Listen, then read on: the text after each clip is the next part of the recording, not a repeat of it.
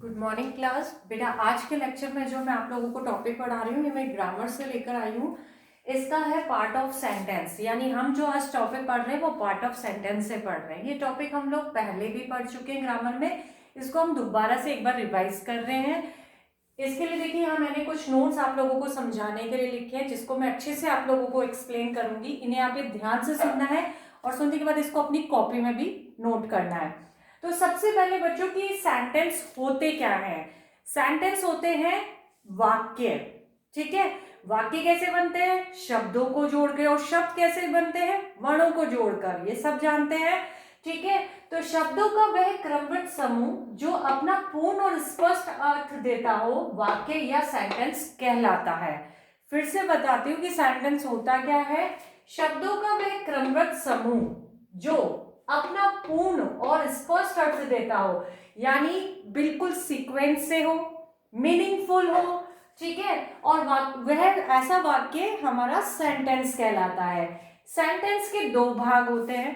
Sentence दो प्रकार के होते हैं। पहला होता है सब्जेक्ट और प्रेडिकेट। प्रकार नहीं होते, भाग होते हैं। यानी एक वाक्य बनाने में जो एक वाक्य बनाते हैं हम, उस वाक्य में ही दो भाग हो जाते हैं। एक कहलाता है सब्जेक्ट जिसको हम कर्ता कहते हैं, एक होता है प्रेडिकेट्स यानी कर्ता के द्वारा किया गया कार्य या कर्ता के द्वारा बोला गया वाक्य किस बारे में बोल रहा है वो हमारा प्रेडिकेट कहलाता है। तो सब्जेक्ट जिसके विषय में कुछ कहा जाए उसे सब्जेक्ट कहते हैं।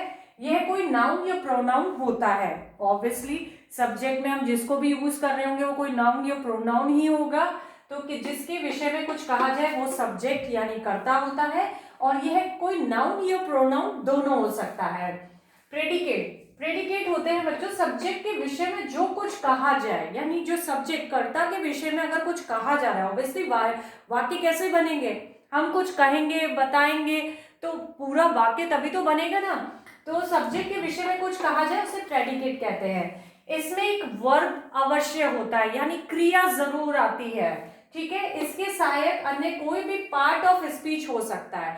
यानी इसका मेन पॉइंट क्या होता है? प्रेडिकेट क्या होता है? सब्जेक्ट के बारे में कुछ कह रहा है। दूसरा, इसमें वर्ब क्रिया जरूर आती है, और इसमें कोई भी पार्ट ऑफ स्पीच होते हैं, जैसे noun, pronoun, verb, adverb, adjective, ये सारे में से कुछ भी हो सकता है।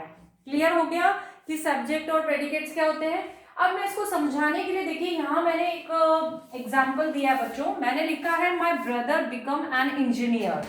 ठीक है, माई ब्रदर, इसमें जो बेटा माई ब्रदर नीचे दिया गया है ये क्या है? सब्जेक्ट। क्या है? सब्जेक्ट। करता है यही इसके बारे में बात हो रही। अब सब्जेक्ट के बारे में जो ये बताया जा रहा है कि मेरा भाई इंजीनियर बनेगा, तो ये हमारा क्या हो गया? प्रेडिकेट। क्या हो गया बच्चों? प्रेडिकेट हो गया। ठीक है, ये हमारा प्रेडिकेट हो गया। क्लियर? समझ में आ रहा है? इसी तरीके से द टीचर हमारा क्या है? सब्जेक्ट। क्लियर? और बाकी का बचा हुआ जिसके बारे में कहा जा रहा है कि teacher made him monitor, teacher ने मुझे मॉनिटर बनाया, तो बाकी का सेंटेंस हमारा क्या होता है? प्रेडिकेट होता है।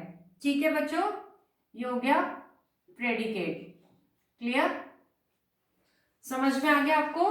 प्रेडिकेट और सब्जेक्ट क्या होता है? ये वाक्य के ही दो भाग होते हैं। एक होता है कर्ता यानी कार्य करने वाला, जिसके बारे में हम बात करते हैं, और जिसके बारे में जो बात कही जाती है वो पार्ट हमारा प्रेडिकेट्स कहलाता है। इसमें हमारी वर्ब भी आती है, पार्ट ऑफ स्पीच भी आते हैं। ठीक है, तो ये हमारा सब्जेक्ट को प्रेडिकेट होता है। तो ये कंप्लीट टॉपिक आपको अच्छे से समझ में आ गया होगा। आप लोगों को इस कंप्लीट को टॉपिक को पूरा सुनना है, समझना है, और उसके बाद अपनी कॉपी में भी करना है। Thank you, take care.